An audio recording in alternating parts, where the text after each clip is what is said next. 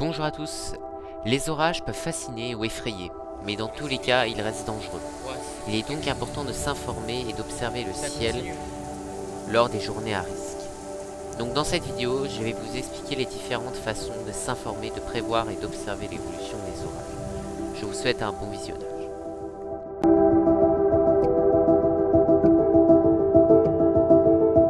Nous pouvons s'informer via diverses sources d'informations, mais certaines sont plus ou moins fiables. Dans un premier temps, nous pouvons nous informer via plusieurs sites de prévision météorologique. Je vais vous parler dans un premier temps du célèbre Météo France, qui est un site utilisé par beaucoup de monde, très connu. Ce qui va surtout nous intéresser chez Météo France, c'est leur système de vigilance météorologique. Leur charte de vigilance de couleur va de vert à rouge. Vert désigne qu'il n'y a aucun risque d'orage sur votre département. Jaune signifie qu'il faut commencer à être vigilant, mais aucun phénomène violent ni extrême n'est prévu. Orange, par contre, des phénomènes forts à violents, voire rarement extrêmes, sont attendus. Il faut donc éviter de sortir et se préparer à un événement d'une certaine ampleur. C'est assez rare que la vigilance rouge soit émise pour les orages dus à leur imprévisibilité. Mais lorsque vous l'êtes, cela signifie que vous risquez d'avoir un orage très violent, voire extrême, sur le département.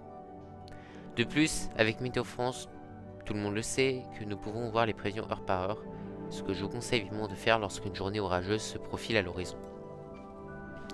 Ensuite, le site que je vous conseille le plus pour s'informer au sujet des orages est Kéronos, car Kéronos est spécialisé dans l'observation et la prévention de phénomènes orageux majeurs. Avec celui-ci, vous avez aussi accès à une charte de couleurs qui va nous indiquer la virulence du phénomène attendu, qui va de gris transparent, qui indique que le risque est marginal, et jusqu'à violet, qui signifie que le risque est extrême. Grâce à ce site, vous allez aussi pouvoir voir quels sont les phénomènes attendus sur votre département. Vous avez accès à diverses archives et images de chasseurs d'orage aussi. Mais l'un des meilleurs moyens pour s'informer au sujet des orages est bien sûr de regarder les vidéos de passionnés, qui vont nous expliquer en détail les phénomènes attendus en utilisant certes du vocabulaire relativement compliqué et scientifique. Bref, passons à la partie 2.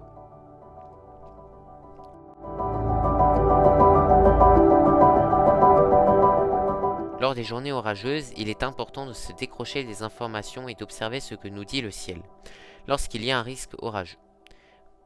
Le ciel sera aussi rempli de nuages moutonneux, qui portent le nom de cumulus. Ces nuages vont se développer plus ou moins selon la convection pour donner naissance à un cumulonimbus, qui est le nuage d'orage par excellence.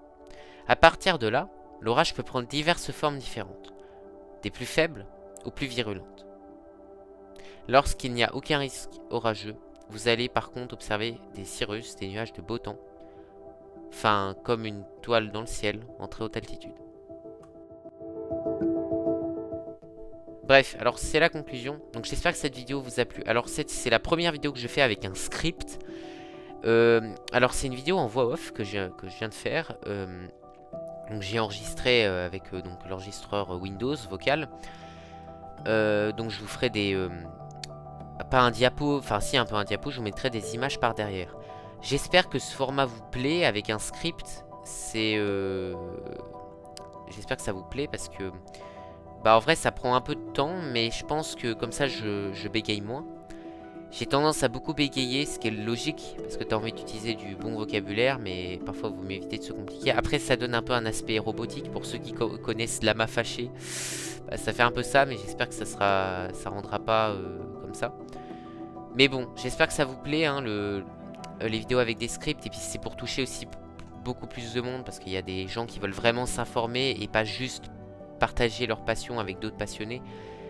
Donc je pense que ça peut être important de toucher aussi plus grand nombre. Et puis bah merci de votre visionnage. Et puis j'espère que cette nouvelle façon de fonctionner vous plaît. Je ferai peut-être pas ça, même pas ça à chaque vidéo. Mais je pense que je le ferai relativement souvent, l'histoire de... que ça soit plus clair. Voilà. Merci pour le visionnage. Ouais.